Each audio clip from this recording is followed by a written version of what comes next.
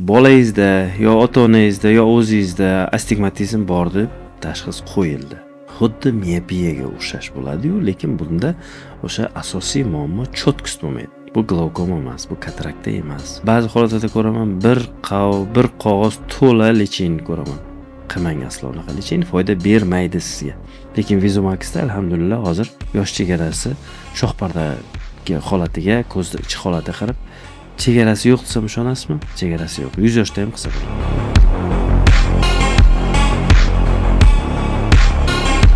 Assalomu alaykum azizlar, hurmatli kuzatuvchilar. Siz bilan astigmatizm haqida qisqacha gaplashishga harakat qilamiz. O'zi astigmatizm nima? Bu oddiy narsa, ya'ni shohparda qiyshiq. Soat bo'lsa, soatning oynasi qiyshiq, ya'ni ko'zda o'sha birinchi qavatidagi egrilik hisobiga shohparda astigmatizm deyiladi. Ba'zi holatlarda esa govharda astigmatizm bo'ladi, ya'ni govhar qiyshiq bo'ladi. Ya'ni xrustalikovo astigmatizm deyiladi.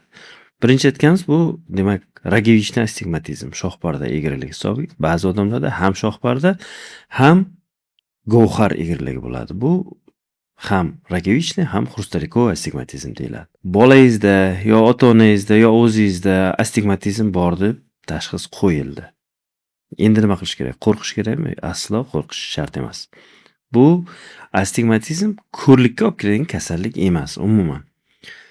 Lekin ko'rishni xiralashishiga olib keladi. Ya'ni yillar davomida ko'rish sekinlik bilan xiralashib ketaveradi. Bu glaukoma emas, bu katarakta emas. Bu o'sha ko'zdagi optik muhitlarni egri nur sindirish hisobiga, fokus to'rpardaga to'g'ri tushmasligi hisobiga ko'zda o'sha iskajeniya berib turadi. Ko'p astigmatizmlar mana bunday qilib, mana bunday ko'zni siqib qarasa yaxshiroq ko'radi. Bo'ri qarash deyiladi. O'shanaqa qilib ba'zida yoni bilan, bu yon bilan qaraydi. Astigmatizmlarda shunaqa xususiyat bor. Xuddi miyopiyaga o'xshash bo'ladi-yu, lekin bunda o'sha asosiy muammo cho'tkis bo'lmaydi. Ko'pchilik astigmat bemorlarimiz shikoyati nima bilasizmi? Kechqurun ko'rishim yaxshi emas deydi. Kunduz kuni ko'raman deydi. Kechqurunga borganda deydi, yamalarni ko'rishga qiynalaman. Cho'tkisdim qiynaladi deydi. O'shanaqa holatlarda bu astigmatizm o'zini ko'rsatyapti deb hisoblaymiz. Bolangizda astigmatizm deb aytdi. Endi nima qilish kerak? Biz odatda necha yoshda? 2 yosh, 3 yoshdan boshlab ochka beramiz. 2 yoshli bola apparatga o'tirmaydi deysiz. Ba'zida 1 yoshda ham o'tirmaydi. Lekin bizda maxsus fotoapparatga o'xshash avtorefimiz bor. Buni shu yordamida biz chaqaloq bo'lsa ham fotoapparat bilan astigmatizm bor yo'qligini aniqlaymiz. Ba'zi astigmatizmlar ko'rishni uncha ko'p xiralashtirmaydi. Bu ko'pincha o'sha gorizontal astigmatizm deyiladi. Masalan, -1, -1,5 dioptriyagacha bo'lgan astigmatizmlar unchalik darajada ko'rishga xalaqit bermaydi. Lekin vertikal bo'lsa, 90 gradusda 0,5 bo'lsa ham aniq ko'rishga xalaqit qiladi. Demak, bolada astigmatizm bo'ldi. Buni aniqladingiz. Necha yosh? 3 yosh, 4 yosh, 5 yosh, 6 yosh, 7 yosh. Ba'zi holatlarda ko'raman, bir qog'oz to'la lecheyni ko'raman. Qilmang aslo unaqa lecheyn foyda bermaydi sizga. Astigmatizmda demak eng to'g'ri narsa to'g'ri ko'zonak tanlash. Buni baland ko'zonak bilan qilish mumkin, past ko'zonak bilan yo o'rta darajada ko'zonak bilan qilish mumkin podborni. Eng yaxshisi bu perinasimik korreksiya deyiladi. Ya'ni o'sha ko'zga tushadigan korreksiya. Ya'ni taqdi bola yaxshi ko'zi dam olish kerak, yaxshi ko'rishga, yo katta bo'lsin, yo o'rta yoshli bo'lsin, taqdi ko'z dam olish kerak. Agarki bu past dioptriyalik, o'rta dioptriyalik bundan sal kattaroq bo'ladi, lekin bunda ba'zida boshdagi aylanishlarni sezadi. Bosh ozgina nagruzkani sezadi, lekin agar gradus to'g'ri yasalgan bo'lsa, sekin moslashib ketadi, bu xavfsizlik. Lekin yuqori daraja bo'lsa, bosh ko'tara olmasa, uni taqa olmasangiz umuman, unda siz o'shani ozgina pastroq dioptriyaga o'zgartirishingiz kerak. Ba'zida aytamiz, siz mana bu taqayotgan oynangiz, masalan, birorta doktor yozib bergan, ko'raman. -4 silindr faraz qilaylik, lekin bola ko'tarmayapti. Buni ozgina pasaytiraman. 3 yo 2 yo 2,5 bolani ko'tarishiga qarab beramizda, bu yasagan oynani to'g'ri yasalgan, buni olib qo'ying deyman. sekin o'sha darajagacha erishaman baribir. Ko'taraman 4gacha, 5 bo'lsa 5gacha, 6 bo'lsa 6gacha men ko'taraman. To o'sha bola ko'targuncha sekin oshiramiz. O'shani oshirib olganimizdan keyin bu aniq natijaga erishdik degan, bu zo'r degan. Ba'zida aytadi, "Mani bolamda" deydi, "2 beruvdingiz, bu yil keldi 3 berdingiz. 3 oydan keyin keldi 3,5 berdingiz" deydi. Men keyin ko'ziga qo'liga ko'rsataman, "Qarang, bu 6 astigmatizm bolangizda, lekin men 2 berganman, chunki bola ko'tarmaydi bu narsani." Sekin-sekinlik bilan buni biza ko'tarib bordik deb tushuntiraman. Bu safar kezdik yana ko'taraman deyman. Agar bola ko'tara olsa, ba'zida bolalar ko'tara olmaydi. Ba'zida birdan ko'taradi. 5 ta ham birdan ko'tarib ketgan holatlarni bilaman. 5 astigmat juda katta, bu oddiy -5 emas bu. 5 silindr bu. Ba'zida bo'ladida, astigmatizmni biz lazer bilan korreksiya qilamiz-da. Astigmatizmda -5 baland, oddiy -5 lar o'ylaydi-da, bu -5 silindr, bu katta silindr sizda deb tushuntiraman. Bu oddiy sferaga emas deb turib, hali unga ham o'tamiz.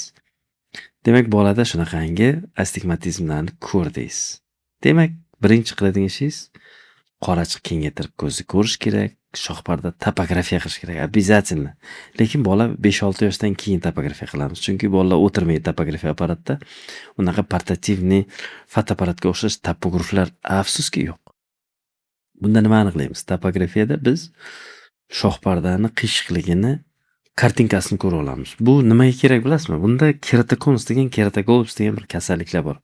U ham shunday astigmatizm bilan birga kelib chiqadi. Ba'zi kasallar keladi, o'shanaqa kasallik bilan yoshligida aniqlamagan bo'ladi.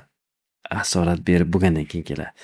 Biz buni boshdan bilib qo'ya olamiz. 6 yosh, 7 yosh topografiya qilib qo'yaman. Bugun masalan Qarshida ishladim. Hozir Toshkentga keldim, mani o'zi bular ana olyapti, intervyu olyapti. Qarshida xuddi shu narsani topografiyasini qildim. Sirius Plus bor. Qarshida, butun Qarshi bo'yicha bor bu.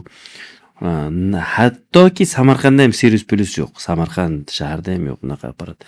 Qarshida o'sha narsani tashkil qilingan. Ikkinchi tarzda o'sha bitta bolani ko'rdim. -3,5 4 silindr bor.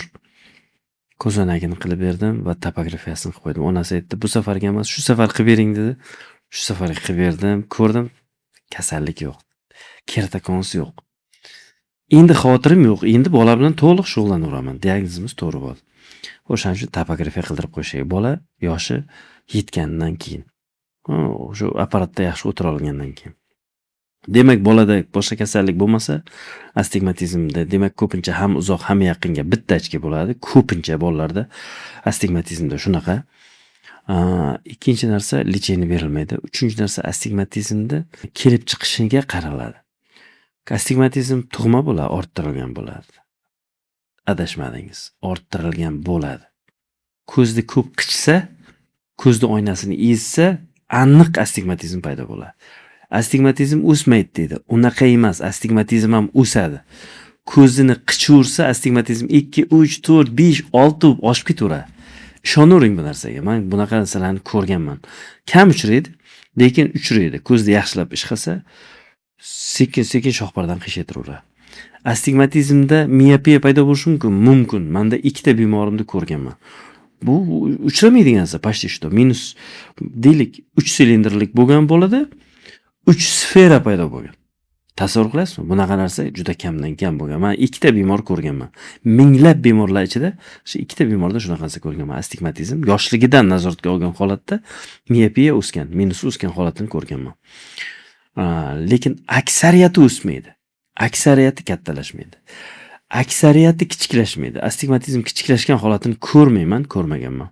Faqat qanaqadir bir shohpardaga travma olsagina o'zgarishi mumkin. Atak o'zgarmaydi. Lekin ko'p qichgan odamlarda shuning uchun men aytaman, ko'zingiz qichsa ham joying qiching deyman. Bolalarga ham aytaman. Allergiya bo'lgan bolalarga обязательно aytaman, ko'zing ko'p qichima deyman. Bu kungina bitta bemor keldi. Ko'zida ishonsangiz 9 mi 10 astigmatizm paydo bo'lgan. Qayerdan paydo bo'lgan bilasizmi? Tug'ma emas, 7% ko'ryapti. Ko'zda keratokonus kasalligi kelib chiqqan. Yoshi bir 16-17 yosh, yoshligida bo'lmagan bu bola. Ko'rdim-u 63 keratometriyasi. Aytdim, bo'ldi endi keratokonusni davolaymiz deb keratokonus tashxis qo'yib onasiga berdim. Bolasi bilan keldi, Samarqandga keldi. Agar siz ham shunaqangi bolangiz ko'p ko'zini qichisa, ehtiyot bo'ling. astigmatizm va keyinchalik keratokonus kasalligi kelib chiqish ehtimoli juda yuqori. Hozirgi payt keratokonus kasalligi ko'p. Biz hattoki Farg'onaga keratokonusni davolash uchun cross-linking operatsiyasini yo'lga qo'ydik. Farg'ona shahrida birinchi bor, vallohu alam, vodiyda birinchisi bo'lsa kerak menimcha. Keratokonusni cross-linking operatsiyasini yo'lga qo'ydik. Chunki shunga talab bor. Avvallar unaqa talab faqat Toshkentda bo'lardi. Hozir o'sha vodiyda o'shanisi talab bor. Har safar borsam 3 ta, 4 ta, 5 tagacha keratokonus kasalliklarini ko'rishim mumkin. Har safar borganimda. Tasavvur qilyapsizmi? Qanchalar ko'p bu kasallik.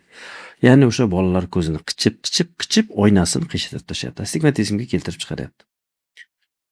Endi buni ko'zonak berdingiz, topografiya qildingiz, lecheniya bermaysiz. Yana nima qilamiz? Упражнение qilamiz, ko'z mashqlarini qilamiz. Bizda pastga ko'z mashqlari deb yozing, sizga har biringizga alohida ko'z mashqlarini tashab beramiz. O'sha ko'zingizda astigmatizm uchun. Nima uchun kerak bu?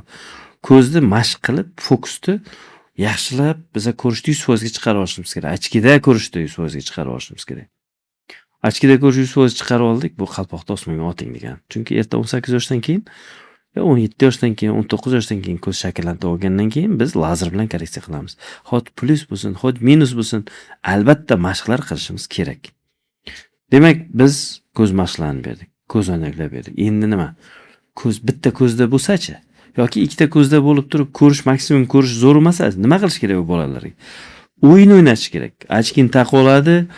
Yo ba'zida biz kontakt linza beramiz, taqamiz, o'yin o'ynatamiz. Yarim soat, 1 soat PlayStation yoki kompyuter o'ynash kerak. Hazillashmayapman sizga. O'yin o'ynatib turish kerak. Ertalabdan kechgacha emas. Ko'zni chiniqtirishimiz kerak. Ya'ni fokusni 100% ga chiqarib olishimiz kerak. Qanaqa o'yin deysizmi? Unaqa farqi yo'q. Unaqa maxsus o'yinlar emas. Ko'zga qiziqadigan mashinchalar, velosipedchalar, har xil o'yinchalar, shunaqa o'yinlarda o'ynashga bola qiziqish kerak. Necha yoshgacha? 17 yoshgacha.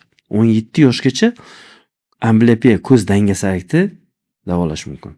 Demak, kompyuter o'yinlari, PlayStationlar yarim soat, 1 soat bolangizga qo'yib berishingiz kerak. Agar bir ko'zda bo'lsa, sog'lom ko'zni yopib qo'yib, ikkinchi ko'zni ishlatasiz. Agar ikkita ko'z bo'lsa, ikkala ko'zni galma-galdan ishlatib, ochkida 100% ga erishib olsangiz bo'ldi, keyin o'yinda yig'ishtirib tashlaysiz ham bo'ladi.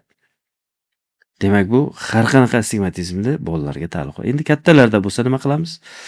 18 yoshdan katta bo'lsa, keling ko'z nuriga hozir Vizumax 800 bor. Bu Germaniyani eng oxirgi uskunasi. Hozirgi paytda endi iPhone 17 deymizda, endi 18 yo'q hozir.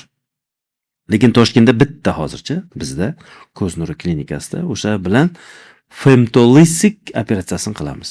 Yoki Smile Pro qilamiz. Lekin astigmatizm 1.5lardan tepasini ko'pincha Smile Pro qilish yaramaydi. Eng yaxshisi bu femtolisik. 2 va undan yuqorilarda biza, mana ustozim ham, men ham ko'pincha femtolisik qilamiz. Ko'z kesilmaydi va shoh pardangizni to'g'rilab beramiz. Ko'rish to'g'ri bo'ladi.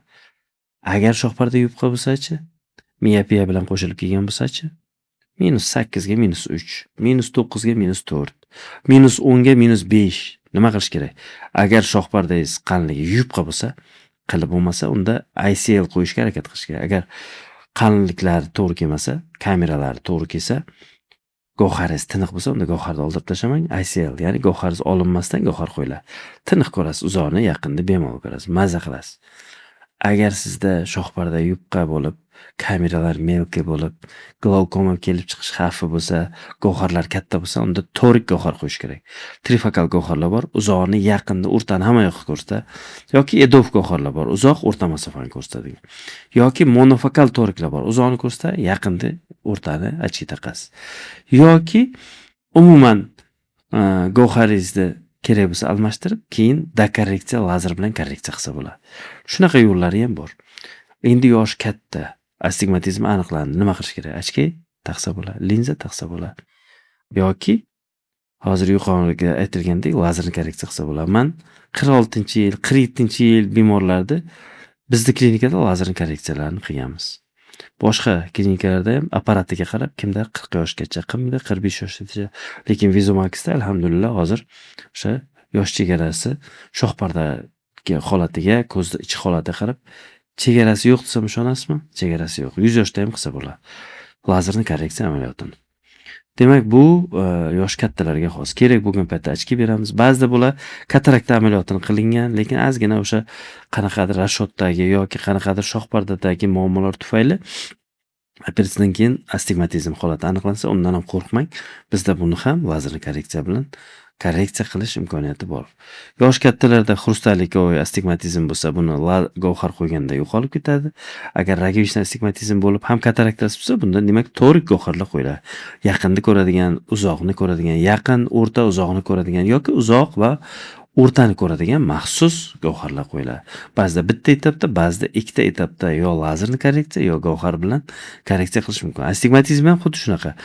Chista astigmatizm bo'lganlarda ba'zida o'sha ko'zoynak linza taqmagan holatda lazerli korreksiyani ham bir etap yoki ikkita etapda korreksiya qilish imkoniyati mavjud. Albatta, hozirgi paytda buni juda ham turli-tuman turlari bor. Bizda hozir Pentacam bor, Sirius Plus bor, Atlas bor. Bu maxsus topografiyani maxsus turlari. Biz har bir turida tekshiramiz va shohpardani holatini aniqlaymiz. Keratokonus bo'lsa davolaymiz, keratoglobus bo'lsa davolaymiz. Astigmatizmlarni turiga qarab turib biz buni davolashga harakat qilamiz. Xrustalikov astigmatizmni ham lazerli korreksiya qilsa bo'ladi. Bitta shohparda astigmatizm emas, lekin buni ham o'ziga yarasha individualность degan narsa bor. Har birini biz to'liq tekshiruvdan o'tkazamiz. Sizdan vaqt, bizdan esa sabr talab qiladi. Sizdan ham sabr talab qiladi. Endi bizdan ko'proq sabr talab qiladi, chunki bemorlarni juda ko'p tekshiramiz, aniqlaymiz. Sizdan vaqt va sabr talab qiladi, chunki ko'p vaqtingiz ketadi, ko'p sabringiz ketadi. Ba'zida bir kun, ba'zida 2 kun vaqtimiz ketadi to'liq tekshirishga. Ba'zida neregulyarniy astigmatizm degan narsalar bor. Ularni biz to regulyarniy astigmatizmga olib kelguncha ba'zida 1 oylab dori beramiz. O'shaning uchun azizlar, keling klinikaga tekshiruvdan o'ting va aniqlashtiring. Hozirda Farg'onada, Qarshida, Samarqandda filiallarimiz bor, Buxoroda filialimiz bor. Hozir mana Toshkent shahrida 2 ta klinikamizda ham hozir bu astigmatizmni aniqlaydigan Pentacam apparatlari bilan ta'minlaganmiz. Ko'z nuri klinikasida doktor Hikmatullo siz uchun maxsus tayyorladi. Sog' bo'ling, ko'rishguncha azizlar.